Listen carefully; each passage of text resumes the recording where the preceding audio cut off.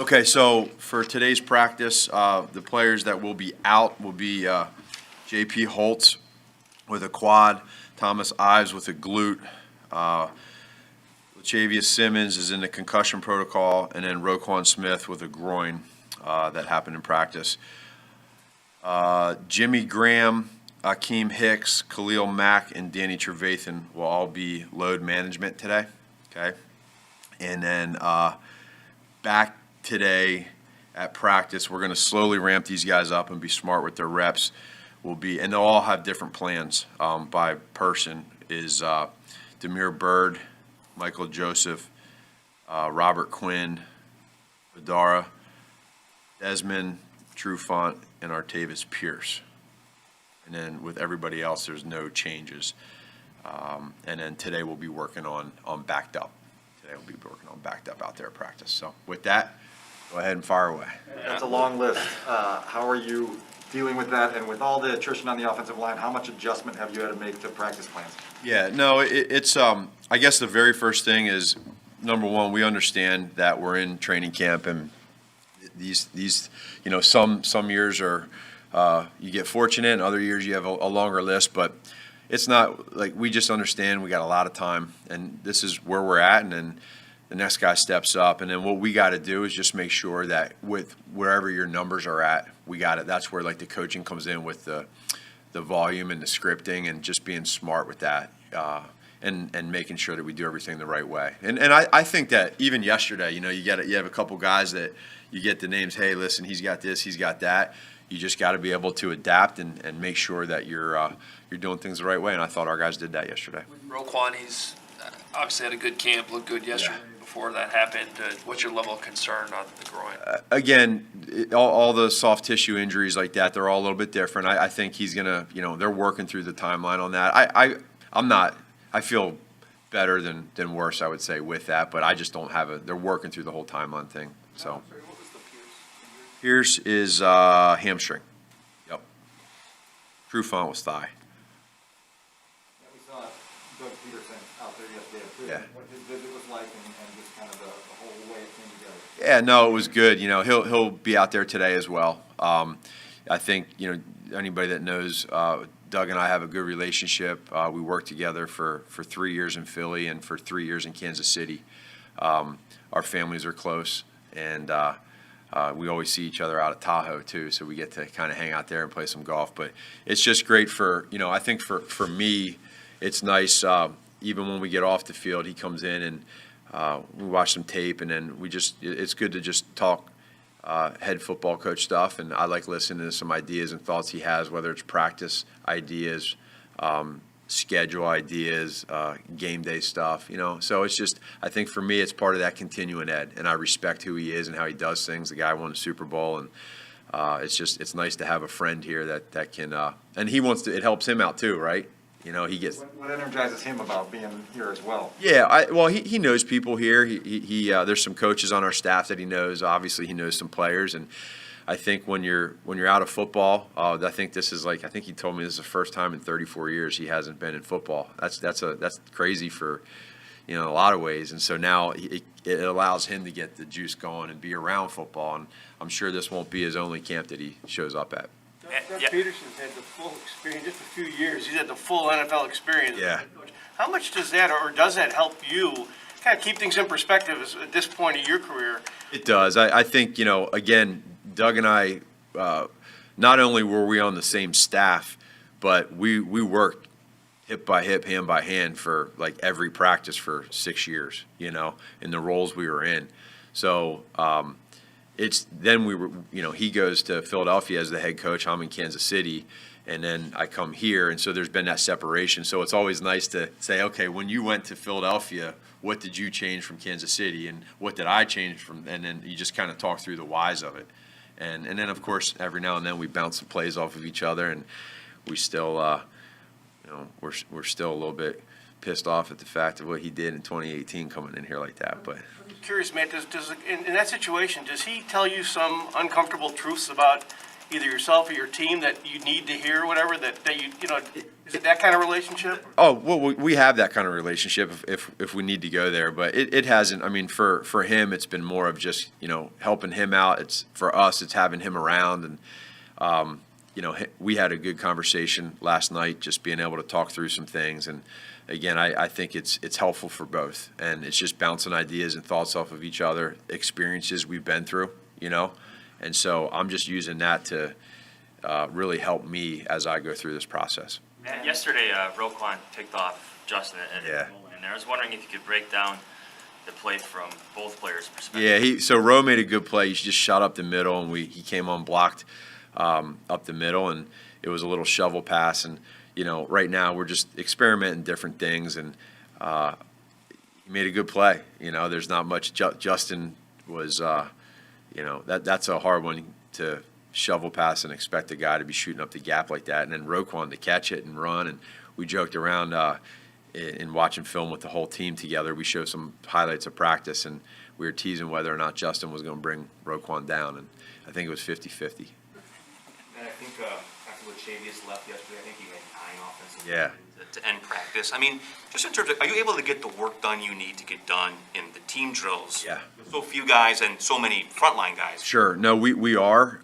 We just have to monitor how many of the reps, because at some point these guys have to be able to make sure we get hydrated, where they at, how they feeling. But they're doing a good job, and it's credit to these guys, man. They're the guys that are getting opportunities. There's no complaining. There's no griping about this or that. They're mentally tough right now. And really, I mean, I think everyone kind of sees a big picture, but at the same point, there's zero panic, and guys are just playing. They're just out there playing.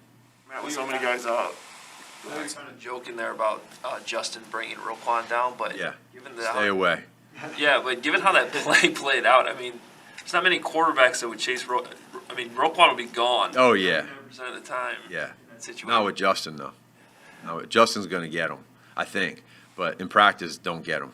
Let him go. Just stay away. With so many guys out sidelined during practice, it's obviously giving opportunities for other guys.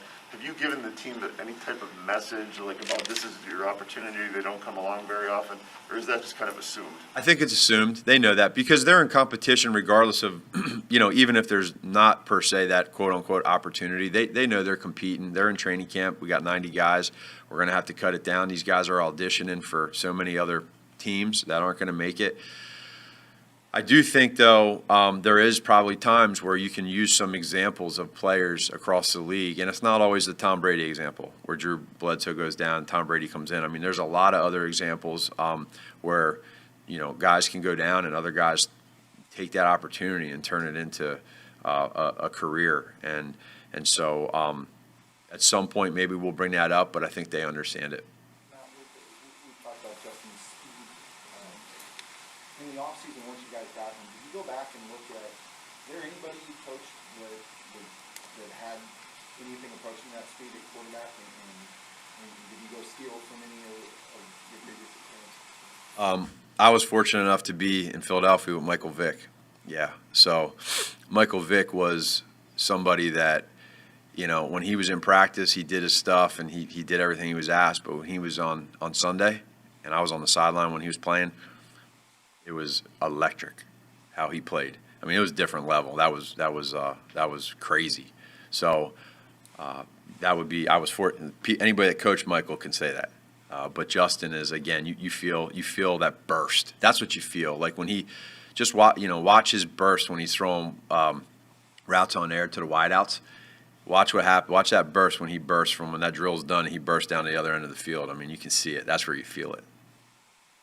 He told us the other day that, I don't want to say he's scarred, but the hit from the punch is still with him. How do you make sure that doesn't become something that limits his gift and makes him more passive than he should be? Sure. Well, probably the biggest thing is those type of hits is just get down a little sooner, and sometimes that's hard when you're running the football more than others.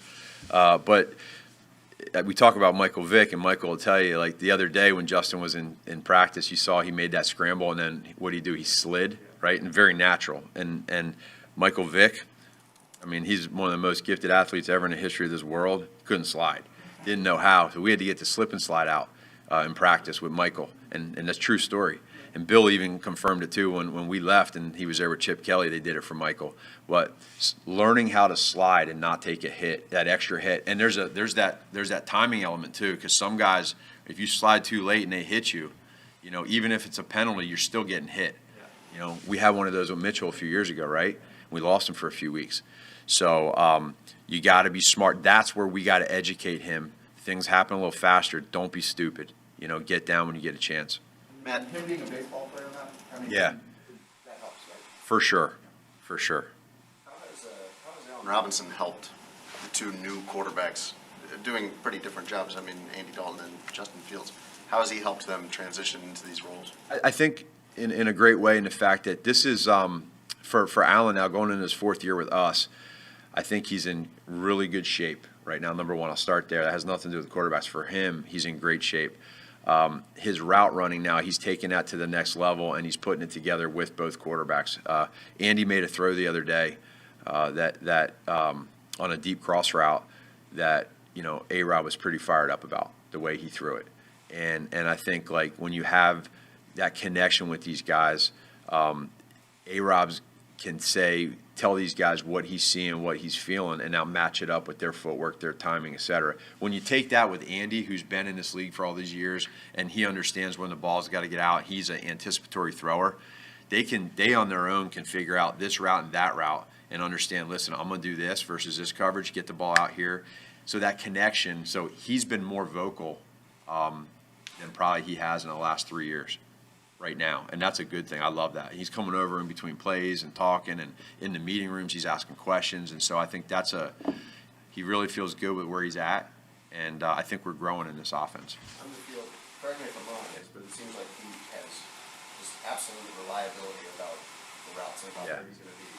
And there would never be any uncertainty or guessing for either of those quarterbacks about Sure. whether Allen Robinson's going to be in the right spot. And I just think that would make everything easier. Huge. It's huge, and I think you're seeing that from a lot, not just A-Rob right now, but a lot of the guys. Some of the guys are learning. The other guy, Mooney, right now is on fire with his route running. I mean, he's running some routes right now that I really haven't seen him and A-Rob running those routes. And that's not to take away from these other guys. They're all doing great. But Mooney and A-Rob have been here, right? Mooney's second year, A-Rob's fourth year. They're understanding now the details of route running and what it means to stay on the time. And now they're putting their own little flavor on things, right? We always say don't run the lines. They're running the lines, but they're putting a little stuff on it, right? And it's getting them wide open, and you'll see it on tape. So I think that's the growth now. Sometimes wide receivers can run such great routes that it tricks the quarterback, you know, with what they do. And they're not tricking the quarterback, you know. For Mooney, what kind of What are difference? you laughing at? From last year? What's that? For Mooney, like what kind of difference is that from like where he was last year? Well, it's more routes. It's more he's putting his own spin and stamp on more routes. Like last year, he had a couple routes where he was really good at it. It's not like he just got good at run. When we evaluated him, coaching staff, personnel, when we evaluated him last year, we knew in the fifth round. I'm just telling you, we knew in the fifth round we were getting a steal. We knew it, and I think it was probably our benefit that there was no combine, there was no bringing guys in, all that stuff. That helped the Chicago Bears out because we were all over him. And he's proven us so far to be what we thought he was because he works hard. And the other thing is, A-Rob's his mentor. So A-Rob's teaching him a lot of stuff. And that's to his credit for latching on to him. And now he's putting it out there on tape. And it's just, it's fun to see, you know, and he wants to keep growing. But watching those guys on tape right now, and not just those two guys, the rest of these guys, they're really understanding what we want, and we tell them at night, man, we're appreciative of you guys. Same with the tight ends. You know, Cole Kmet's learning from Jimmy. Cole Kmet's putting some great routes together right now. So, and then that's not even getting into the run game. What Marson introduced you to Mooney in the pre-draft process? Was it Ryan? Was it Furry? How did you become aware of, you know, first time you? Yeah, no, I think, you know, Ryan and his guys do such an awesome job at, you know, giving us the cloud of guys and looking for. And sometimes it's easier on the front end because you have these guys, but to all of us, to Ryan's staff, to Ryan, to, you know, all his directors of personnel, they give us a cloud of guys, and they say, hey, check these guys out. And they did that with Mooney. And we start watching, and there's a cloud of guys that you think are going to go in that round, and then we start watching them as coaches. And then, not that we're right or wrong, but we'll say, hey, we really think this guy fits what we're looking to do, or we like this, or we like that. And the one thing with Mooney was, between personnel and between coaches, there was a 100% consensus. And when you have that, that's probably where you get the conviction that you feel good. And then when you get together in the off season, you kind of see it. And then for Mooney, it was Detroit, right? He had his first catch in Detroit, and we weren't sure was the game going to be too big, and the game wasn't too big. And from ever since, it's been arrow up. Now, we haven't asked you about Eddie Jackson, really, Uh-huh. on camp. Is there a thought that he may be back soon? And how soon do you need him back? This is a guy who's done it at a very high level, but do you need to get his feet underneath him? No, yeah, I don't know how soon he'll be back. Again, with the timeline, we'll get through that with Dre. But he's doing good. He's out there every day at practice doing his stuff with Dre. He's out there with the camaraderie of the team. It's important to me. It's important that he's out there with these guys every day, whether it's a walkthrough, whether it's practice. He's holding the script in his hand. He gets to see the coverages and talk. I am not worried 1 ounce about him if he needs reps or not. With your new corners, though, Yeah.